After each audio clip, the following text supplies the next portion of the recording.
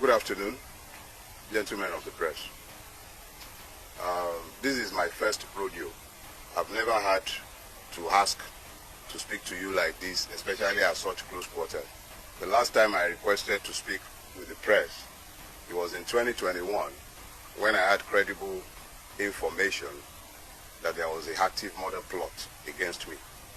I spoke at the time only after I had submitted petitions to the Nigerian police under the leadership of Akim Odumosu as the police commissioner at the time. My petition was specifically addressed to his office. He is today of the Lagos State Park Services. At the time, I mentioned 3 names with specificity. Included amongst the 3 at the time is a traditional ruler in Lagos State. I did not go to social media to mention any names because my intention was not to scandalize, but to seek the due protection of the law. I equally copied this letter to the Director of State Security Services in Lagos State. These petitions were duly received, but neither were acted upon. That was in 2021. I trusted to God for my safety, and unlike many others, I refused to flee Nigeria, even in spite of the knowledge of the fact that people in very high offices were after my life. I did not go to social media. I wrote due petitions to state security services and to the Nigerian police. Duly received, names specifically mentioned, nothing was done. There were 6 persons in that meeting. I mentioned only 3 names. Now, fast forward.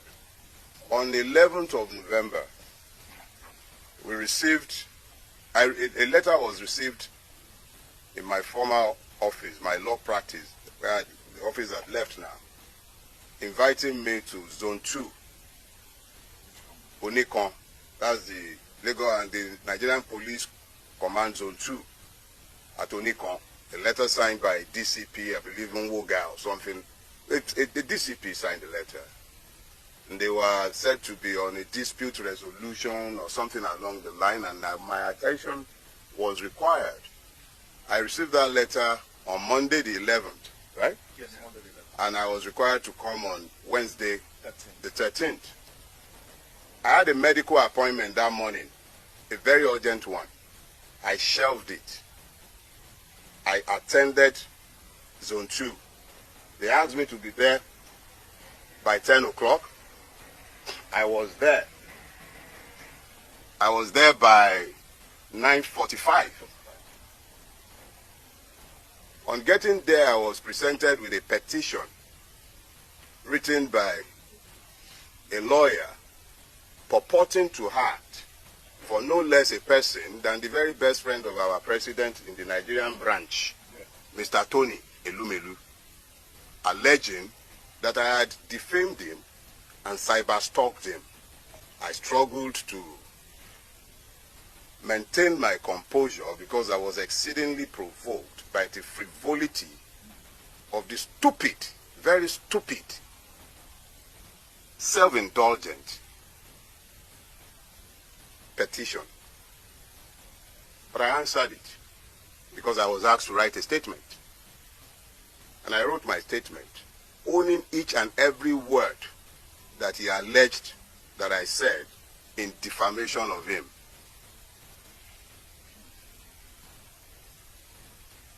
The IPO then took my statement and the file to see the DCP, who had signed my letter of invitation, and I was asked in.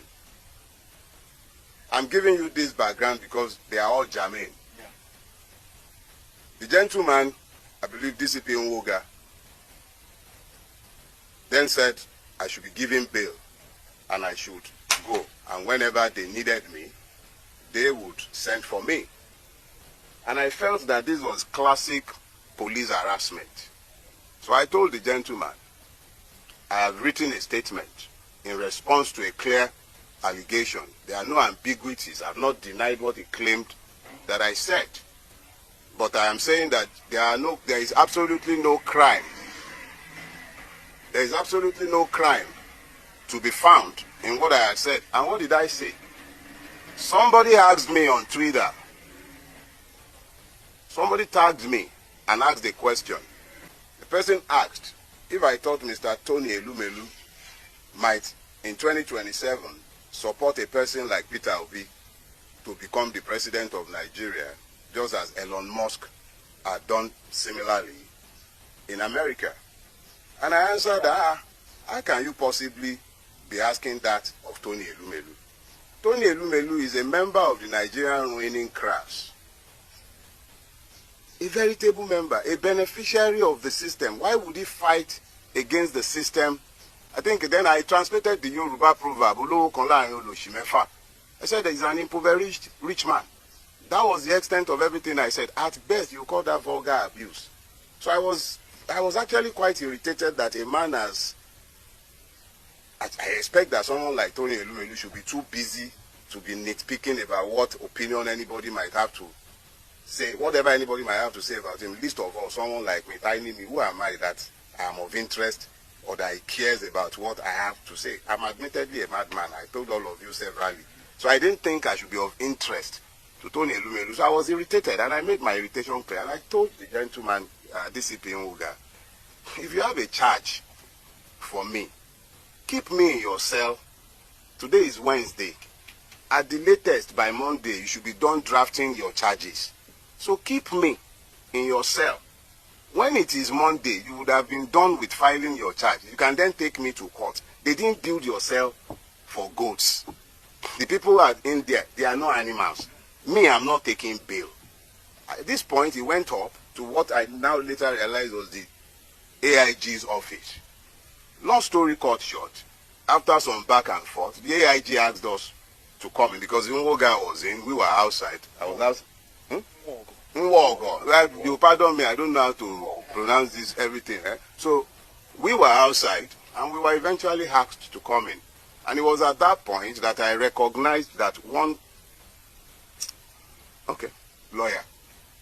The lawyer who wrote the petition had been hanging around whilst my statement was being taken, whilst I was in the DCP's office. I didn't know who he was, but now he was in the AIG's office. And the AIG asked him, do you have the authority of Mr. Elumelu to write this petition? He said, yes, he did. So the AIG said, well, you would have to tell your client to write us himself under his own hand to ask for Mr. Farotimi's prosecution. I was incensed that he would be asking that.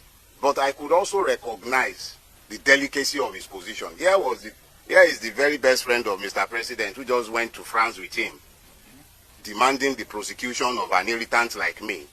Who was I? But the AIG used his discretion, and me, I'm a Yoruba boy. When somebody has tried to diffuse a situation, I accepted the way he diffused the situation. So, he asked us to go. He told the man who had been talking bail that Mr. Farotimi is not unknown to you.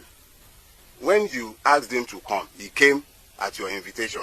I'm sure if you need him again, you can always ask him to come.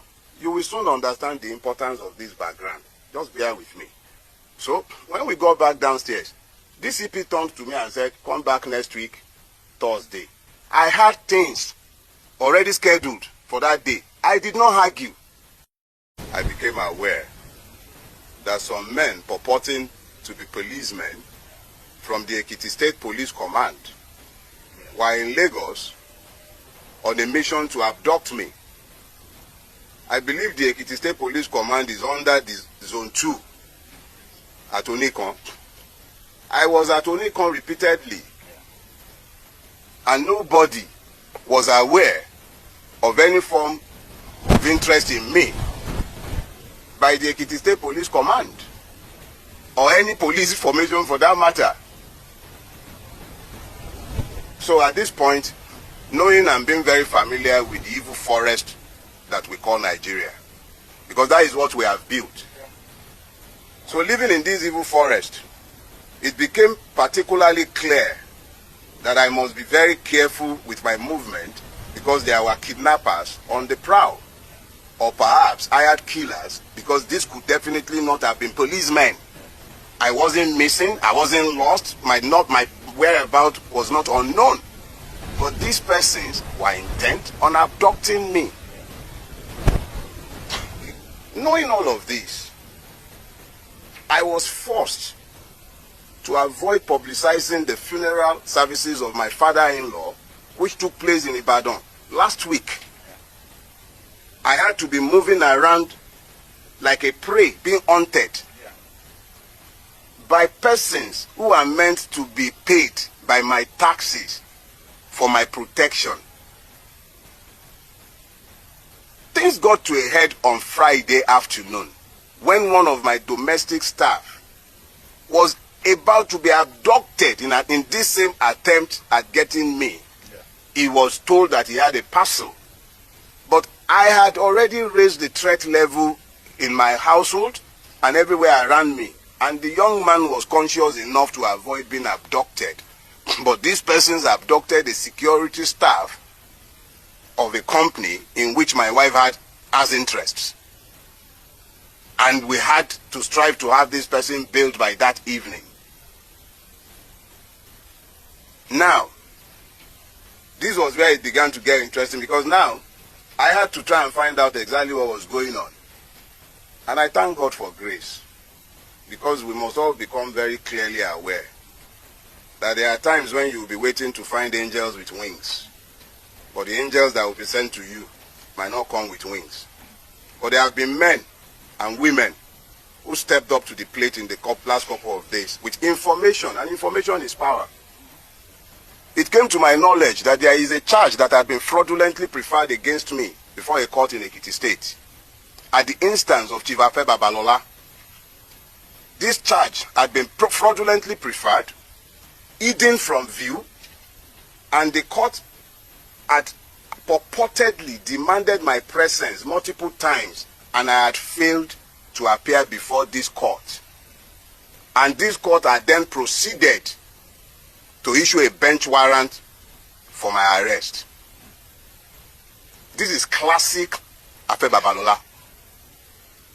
I detailed his corruptive influence in my book, Nigeria and its Criminal Justice System. And what he has done is exactly what he has always done in hiding. But he has done it this time again. And the calculations were that I would have been picked up, taken before this judge who must have either been compromised or misled in Ekiti.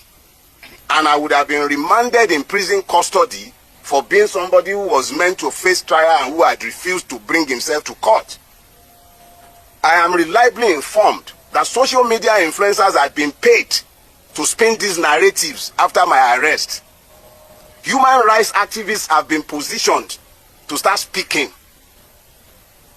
after my arrest, including one Agbaya. High offices in this country have been compromised in pursuit of my persons. High offices, from the Inspector General's office, because the police have been subverted. The Attorney General of the Federation needs to examine himself because his office has been somehow linked to this as well. I do not know if the presidency is directly involved in this, and I will not make frivolous charges. But high offices have been subverted in pursuit of a criminal purpose. I have committed no crime, done nothing wrong. If I have committed any wrong for which the state requires my attendance in a court or at a police station, they know exactly where I live.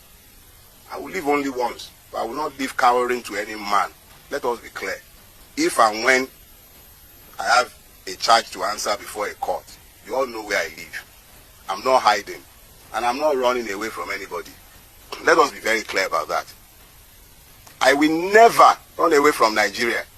We all have to pretend that we are in a democracy, and we have to pretend that we are citizens, and we have to pretend that we are a country ruled by law. And by all means, you will pretend that we are. I have done nothing. And if I have a charge that should be preferred against me, bring it on. I'm happy to come to court to have my day. If there is a crime, there must be justice, not only for the person who is aggrieved. There must be justice for the accused. And there must also be justice for the system. This is not how to build a rule-based